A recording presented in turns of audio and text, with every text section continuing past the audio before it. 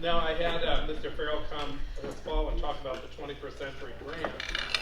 And from that, we're actually looking at a little bit of a different spin off of that, sort of, for next year. And he's going to talk about that today. Part of that is we're looking at seeing what we can do to keep more of our juniors and seniors in school. We have next year probably half of them that will be going to 4 County. So that leaves a smaller class of like 30 this here at Hicksville. So he's got an idea, and his ideas are always good. So without further ado, I'll turn it over to Mr. Ferrell. Mr. Ferrell, do you need me there to do anything? I think I'm good. All right. We'll see if all our technology works. It usually does. So, well, thank you for having me. I did want to share just a little. Last time I was here, I talked about the 21st Century Grant. So although today is going to be mostly about vocational, I wanted to share with you and just give you a little update on how that has gone. We've just hired Ashley Smith. She's going to be taking that over next year. So we had a great year, and I'm always let's start the idea, get it up and flowing, and then hand it off to the next person. And I think that always bringing that fresh blood in also always brings a new dynamic and element and allows us to go from good setup to great, hopefully, when she takes over. But I'll just give you a quick 1-minute snapshot of how our year went here. Oops, I think I was back one, actually.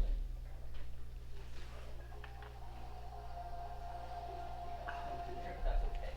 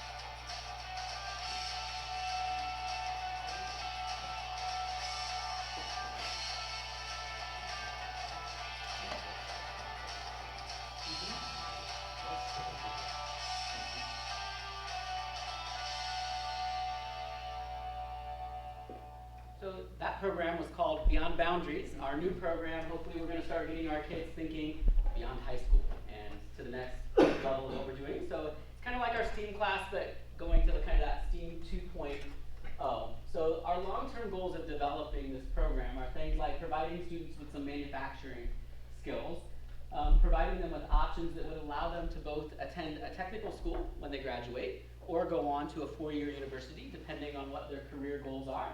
And hopefully we'll engage you, maybe 12 to 15 of those students that we may lose from our building, keep them in our building, and look at a more targeted, collaborative approach with some other folks, hopefully in our community. So when I was thinking about what I was going to talk to you, when Keith asked me, I'm like, we just started this program. So I started thinking about all the things we don't have. It's like, well, really, we don't have the facilities, we don't have the manpower, we don't have the schedule, we don't have the money, and we don't have a completed plan to talk about. So Keith's probably sitting there going, well, what is he going to talk about? Where is he going with this? But I think in all honesty, a lot of times, for too long in education, we focus on what we don't have or we can't control. And so working with the high school kids has been a complete change of perspective for me. Going from elementary to high school, I actually get to experience kids from 3rd grade all the way up through 10th grade. And I think it really gives a different perspective than when I just taught, like, these are my 6th graders. I thought, what happens when we focus on what we can control and on what we do have? And I think that's when we become very focused on what our real mission is. So as we kind of started developing our program, we do have amazing kids in our building. And that's the one thing that I don't think I will ever get over as an educator. You know, our educational world has become pretty cluttered. And I mean, all you have to do is turn on the news to see how cluttered the educational world has become. But I think one of the most amazing things is when you walk in and see what our kids can accomplish. So as I started collecting data on these kids, I started assessing them just a little bit differently, some of the 10th graders.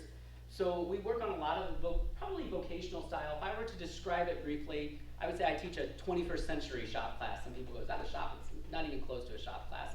You know, and you've seen, I've been here before and we talked about the robotics and the coding and all of the types of projects that we work on now to get kids into some of those more manufacturing types of jobs. So instead of giving them like an A, B, C, D, we did more of an authentic assessment. So you can see I'm scoring them on work ethic, research, creativity, their essential employment skills, the quality of the project that they actually turn into me, how they've connected it to the science, the technology, the engineering, and all of those aspects of our program, and then how well they manage their classroom. So as kind of part of the experiment this quarter, I wanted to see if I could take a group of 10th graders and make them, you know, I always go back to, you know, when you look at those kindergartners on the first day of school and they come in and they're so excited to be at school. I said every single one of them, they're just little dancers up there. They're just all moving and wiggling and huge smiles on their face. And then somehow circumstances and maybe it's the educational staff, I don't know what it is, but by the time you get a 10th grader in class, there's a significant difference in having that 10th grader and seeing that kindergartner. And I especially see it having even those 3rd graders in that after school 21st century program and watching them as 3rd graders and then having those 10th graders walk in the door. And so what I discovered is they don't behave like kindergartners anymore as far as their love of learning and education. I thought, is there a possible way to create an environment where a 10th grader can still come in the door and have that same excitement? And so I collected some data on them, and what was amazing is at the end of the day, I think that's doable. It really was. And with creating the types of lessons that they were, and I'm not going to go into curriculum development or anything that boring, but there were some of these kids that when I looked, they're on my low grades list, but they're wanting to come and spend their study hall upstairs working, and they're coming in and they're getting their stuff out, and I don't even have to say where the class is running itself. It was a beautiful thing to be able to see. So I decided as we started creating this environment to assess them, I was only going to look at the positive. Because it's another one of those, it's very easy, and I think we've over-focused on let's be critical and have a critical spirit about what we do educationally. Like, what if we just take out the critical spirit on things? How does that change what we do? And so I pulled one student and I put, you know, one strength that I've observed in you is your ability to focus on a project. Your work ethic, focus, and artistic ability, the independence that you show is evident. I appreciate that you have a calm and kind nature about you, and you always tell me to have a good day when you leave the period. We are truly lucky to have you as a student at Hicksville, and I look forward to seeing what you will accomplish at the end of the year. So I just randomly pulled one of my assessments and tossed it up on the screen. But what I discovered, instead of looking out at a room full of C's, D's, F's, failures, this kid needs to do this kid needs to do this, what I started observing was we have some really clever kids in our building. Not only are they clever, these are just some of the words that I used when I was writing their assessments. They're hardworking, they're humble, they're trustworthy. I mean, I have a kid in my class, I'd give him my wallet and say, you know, go, you be fine. They're intelligent, they're calm, they're caring, they're kind and meticulous and analytical. And I started to really see all of these wonderful gifts and talents that these young people have when I kind of simplified the system. But we have amazing kids in our building. We have a supportive community and companies that are ready to get involved and want to do that collaboration piece with us. I think we have drive and initiative and the fortitude to fail, evaluate it, try again until we get it right. And I think what that leads to is innovation and amazing things. And so as we kind of look to what does a vocational program look for us, I think it goes beyond having kids walking in and using a handsaw or a chop saw or a piece of equipment. It goes on to, you know, innovation and creating things that are amazing. And I think that's what education really fundamentally was designed to do. We just cluttered it up a little bit and we lose sight of that sometimes. So, you know, I always think I get to teach science to kids. And if you've ever gotten, I know many of you aren't educators in here, but if you ever get to do that, the reason that it's my favorite subject to teach is I get to share with them things like, what is a light year? How big is the universe? How big is the biggest Canis Majoris, the biggest star? You know, how big is the universe and how small are we? And I get to teach, I said, the universe is an amazing direct backdrop for teaching about all that is amazing. It's the only word I can use. So when I get to teach them that, you know, and I get that as my backdrop for education, it becomes very easy to start saying things like, witnessing the potential that our young people have is equally amazing to me, and very hard to sometimes communicate and to express. But we have to get them to also see that within themselves. And then some of those students will go way beyond what we would ever expect of them. And so, you know, this is an image of just one of the projects that we created. It seems like a pretty simple project, but, you know, that was one of the kids that, you know, he spent every waking minute working as hard as he could to make that piece of furniture look as beautiful as he could within the dynamic of the classroom that we have right now. So as we've started creating a manufacturing type of class for kids, or a class that focuses maybe on shifting some of those kids into manufacturing, you know, we started having those conversations on, you know, what is a living wage and what does that do for you? You know, how do we get you into a position where beyond high school, you know, and we want to teach the whole child. So, you know, we do have that aspect of education that needs to be, going to make you an intelligent, well-rounded person. But we also have to swing that pendulum toward what are you going to do after high school as well? And looking at things like career development. 57% of the job market right now will be a skilled labor type of job. Well, are we preparing 57% of our young people to go into a job that will require in some way some type of skill? I believe the latest 2018 statistics said only 30-some% will require a 4-year degree, and then there's about 10% of jobs left that require no degree at all. So what our, and I put might look like because this is still in the elementary phases of design, although I still think that we'll be ready to implement it by the beginning of the next school year at some capacity, is that in the morning, the student would take, a junior or senior would take all of their core classes, and then they would come to me in the afternoon where they would have an instructional period where we're focusing on a specific skill, that's the curriculum development part. Then hopefully they would have a potential lab period where they would be able to stay if they needed some extended time, and I think we've developed an environment, honestly, where those kids are just gonna wanna stay and work on what they're working on. Their junior year, and this is probably the biggest and most maybe unusual and hopefully innovative part of our program, is getting kids into internships.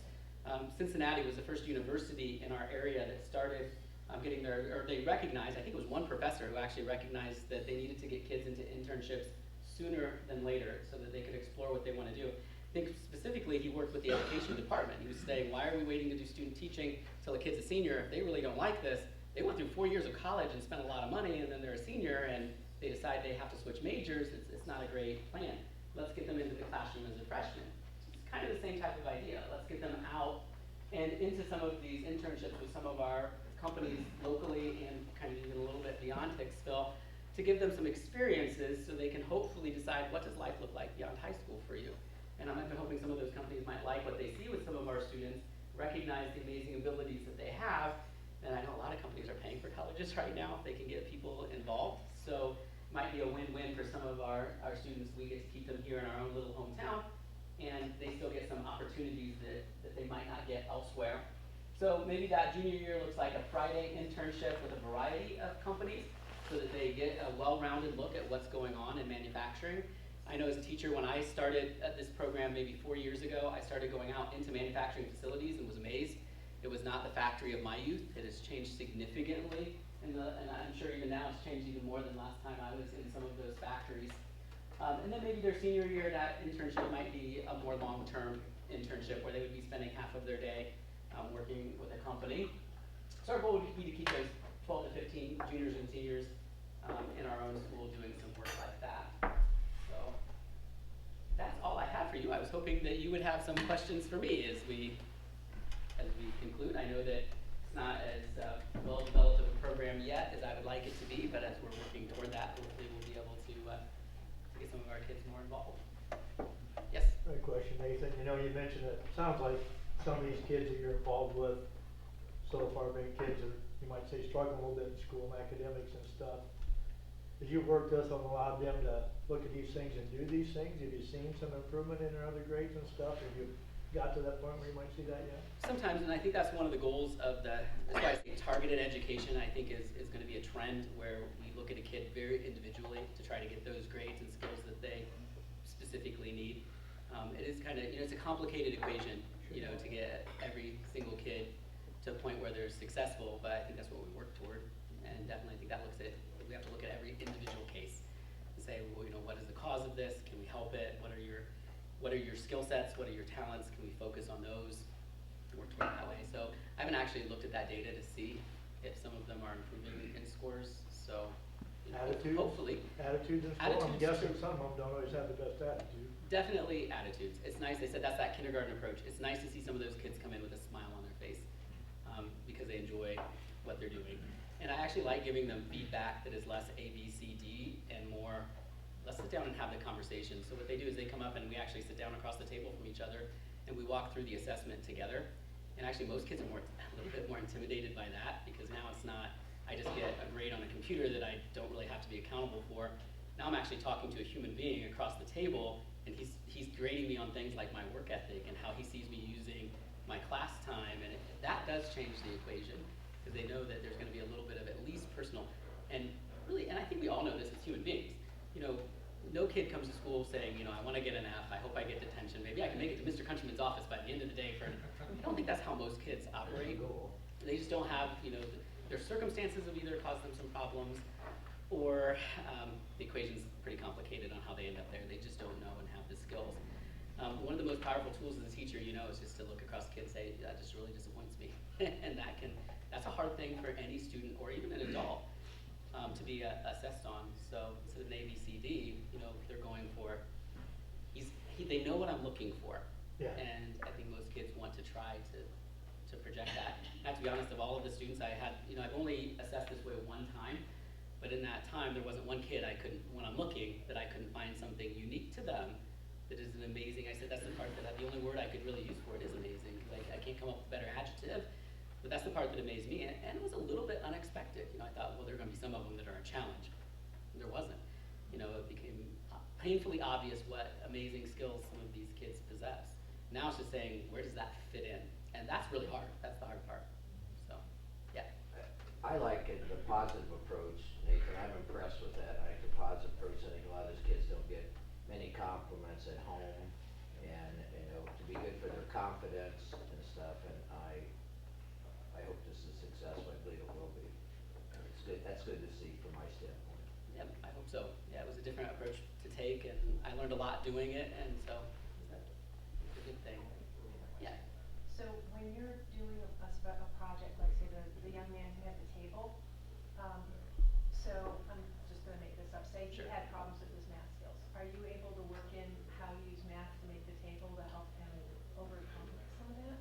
Yeah, and it is, yeah, when you talk about the curriculum development, that's one of the reasons I really like teaching STEAM. It is you know, you have every single discipline really that you teach goes into that in some way. And so, but I would say it's a more practical approach. Now that doesn't fit for every student, and we do look at education as that great big giant, you know, pendulum. And I even talk with the kids, you need those classes that are going to focus on intelligence and be a little bit more structured. And you need an opportunity though also to explore the practical side of life. We have to find that delicate balance for kids. But yeah, I mean, he did all the measurements, and that's where I said manpower is a little tough. Because every student does their own, they have to come up with their own project idea. So for 4 weeks, it's what they want to do. So I'm usually managing 30 to 40 different projects. So, and that can be anything from a technology project that deals with coding to a project like that where they're actually, you know, cutting the boards. And so it gets tricky for me to manage all of those projects at one time. On the flip side of it, it kind of forces students to be able to figure some things out on their own. And so, you know, there's a lot, like I said, that I still need to explore and to learn, but it's what makes the project interesting. Like we were using giant digital microscopes last week, and so we were having some network issues with them. Again, it's kind of that problem-solving type of thing. So I have a 4th period class that when they came in, as soon as they had the network, and I have to admit, I sabotaged some of them so that they would purposely have some little issues with them. Because I just really wanted to see how kids would react to this is a problem now, and what's the teacher going to do? So in the 4th period class, it was interesting. I didn't say a word. They just went to their microscopes, and they had these great big giant screens on them, so they're pretty technical microscopes to use. Immediately in that 4th period class, every student just looked at me like, fix it for me, please. And in every group. I said, well, have you looked at the manual yet? I'm like, no, just fix it. So I changed my approach in the 6th period class that I have, and I said, I'll give $20 to anyone who can fix this networking problem. It has the same networking problem. Those kids had it figured out in less than 2 minutes. Actually, I had one boy who had the network part figured out in 2 minutes and didn't remember to turn the microscope on so the light would come through. He was actually the winner. But I said, you know, sometimes you don't win because you forget to turn the power switch on. The simple solution here. Sorry, you still didn't win. I had a couple of girls who took them about 6 minutes with a $20 carrot to go, I can figure this out now. So it's the same type of thing. The dynamic is complicated.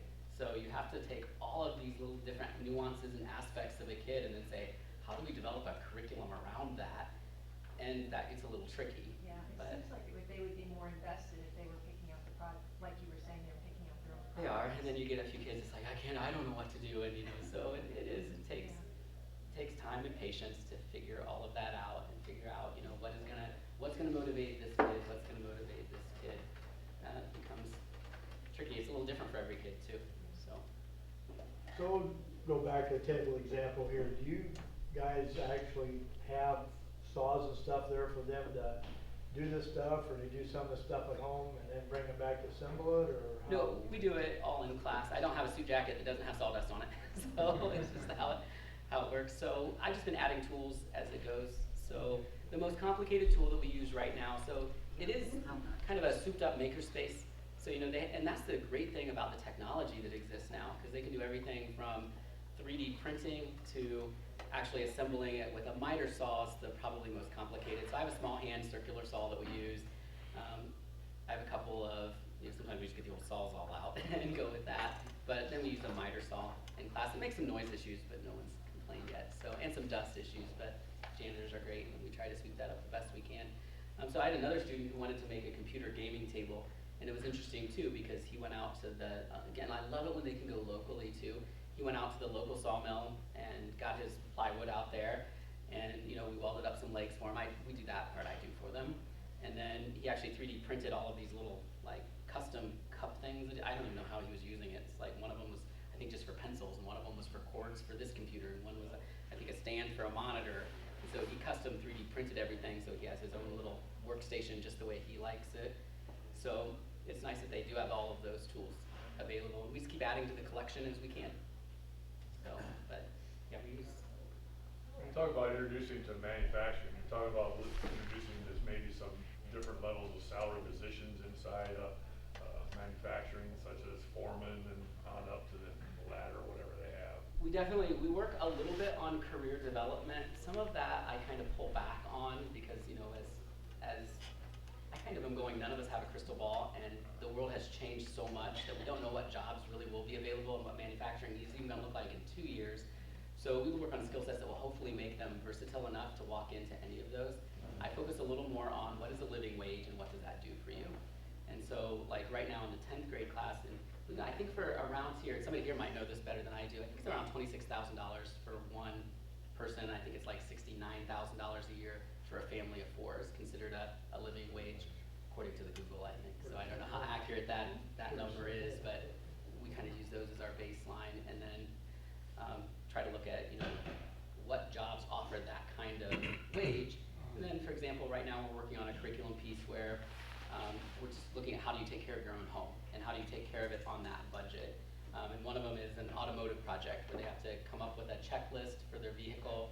We talk about things like, if you properly maintain it, how long will it last? Do you need a new car? We look at the finances.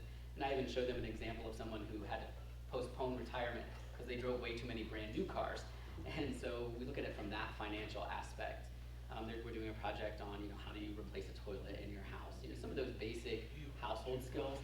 And so budgetary, we kind of look at it more like, what are practical skills so you can use that budget to the best of your ability to, live a happy life and have things like a car and a house and a family and all of those things that they really do all aspire for and want. So. What we're hoping to do is capture some of those kids that aren't going to go to Fort County, for example, because Fort County, they have great programs over there, but maybe they don't have exactly what every kid may want, number one. And then we're kind of lucky when it comes to the College Credit Plus piece, because some schools get hit a lot harder than we do, but we have about 3 or 4 kids out there, I think, right now that they don't come to school here at all. They go to college all day long. And they're getting their high school credits at the same time and college credit at the same time. And if we lived closer to a college, we'd probably have more kids doing that.